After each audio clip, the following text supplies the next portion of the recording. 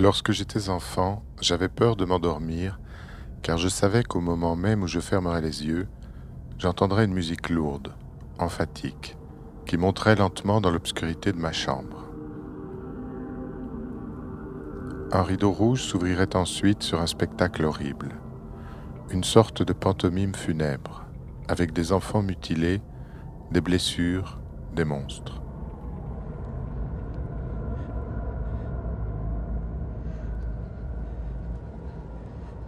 Nuit Noire est née du plaisir d'imaginer une histoire enfantée par la nuit.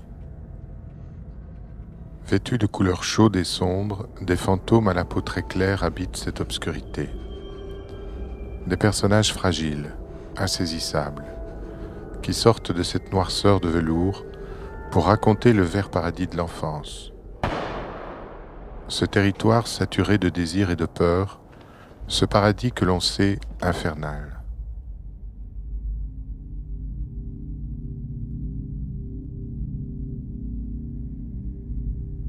On peut imaginer que l'entièreté de Nuit Noire soit un rêve, avec tout ce qu'implique le travail particulier qu'opère notre esprit quand nous rêvons, avançant par métaphore, prenant des raccourcis imprévisibles, dédoublant des personnages au risque de perdre le fil de l'histoire.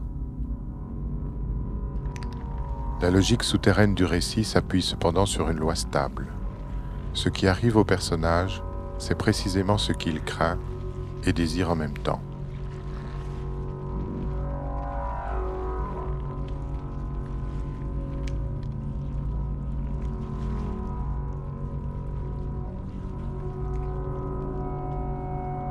On peut faire tout un film pour le seul plaisir d'observer de près un objet qui nous fascine.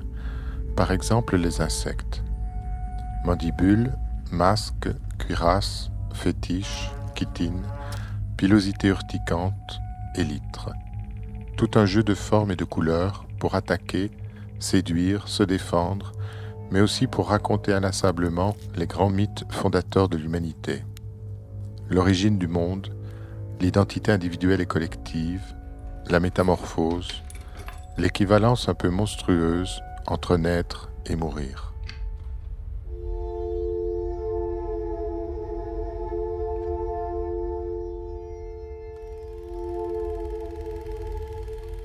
L'Afrique de Nuit Noire est un territoire fantasmé, à partir de récits d'explorateurs, de littérature coloniale, et puis surtout des grands musées qui au XIXe siècle ont inventorié jusqu'à la folie un univers qu'ils ne comprenaient pas.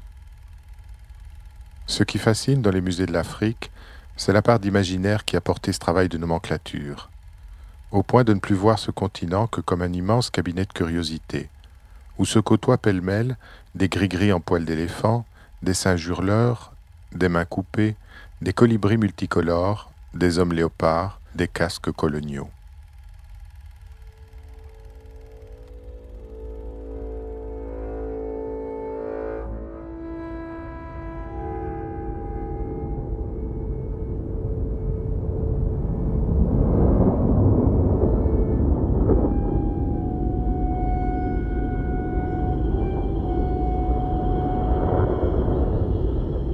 Les lumières théâtrales, les couleurs artificielles, les images d'une précision méticuleuse, même le récit alambiqué et le goût des arabesques sont d'inspiration plutôt maniériste.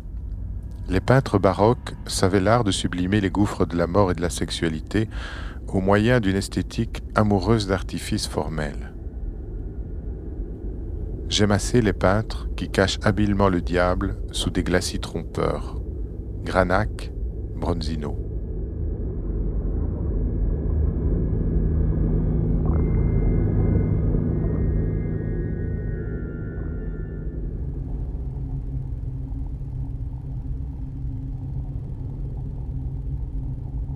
Imaginons que ce récit se soit reflété dans un miroir qui s'est ensuite brisé en tombant sur le sol. Le spectateur assemble spontanément de grands morceaux de verre qui lui permettent de faire apparaître un fil rouge. Un personnage égaré au milieu de 1000 petits éclats qui révèlent alors autant de reflets, de dédoublements, de chemins de traverse.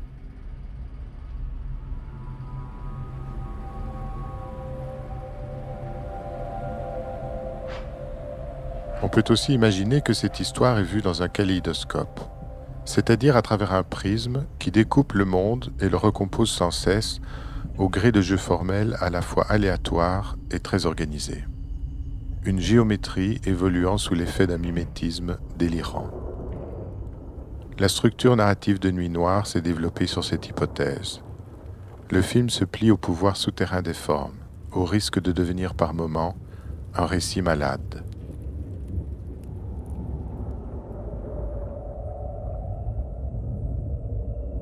On peut alors identifier des séries. Par exemple, une série ronde, ocelles de papillon, yeux de hibou, gouffre, trou, orifice naturel, astre, peur du vide, dévoration.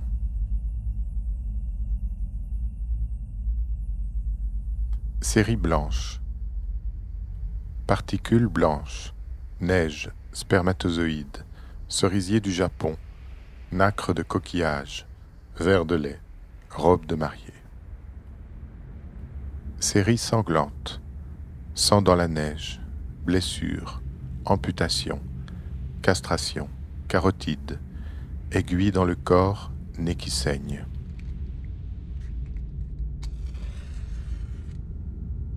Série binaire. La nuit, le jour. Une fillette blanche, une fillette noire. Une femme noire, un homme blanc. Un loup, un léopard. Des jumeaux.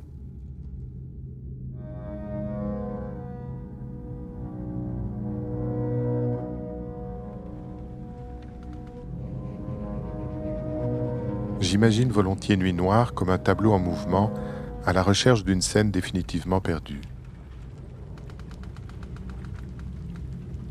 Nuit Noire a été imaginée comme un cortège de sensations troubles, une procession funèbre pour un deuil secret.